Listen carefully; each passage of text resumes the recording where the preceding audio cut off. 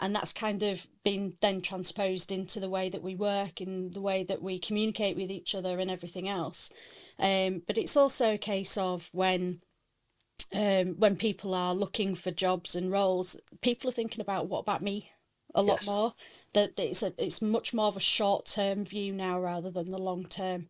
And I think some of that will be through education, mm, people coming through schools, colleges, universities, but also things like the cost of living crisis. People are having to think much shorter term about what can absolutely. I do and get now, Yeah. rather than thinking 10, 15, 20 years ahead. I mean, certainly my observations on this are, I think, I mean, you're very kind earlier on when you said our age. I think I'm probably a bit older than you. Not much, probably.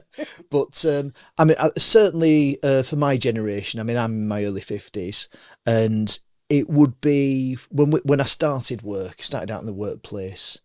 I'd left university in my early 20s, and it was an expectation that Mm, relatively quickly you would be able to buy your own home.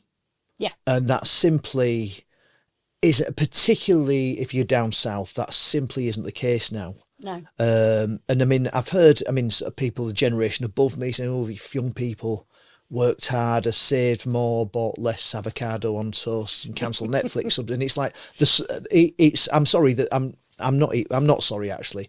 That opinion is just simply wrong. yeah, It's like sort of the numbers do not back that up. no, not at all. It's like in terms of your salary. So I think for young people, there does seem to be that the rewards don't seem to be there. And I think it's interesting that you mentioned rewards or trying to encourage companies Yeah. to include rewards. Can you perhaps maybe tell me a little bit more about what that might look like?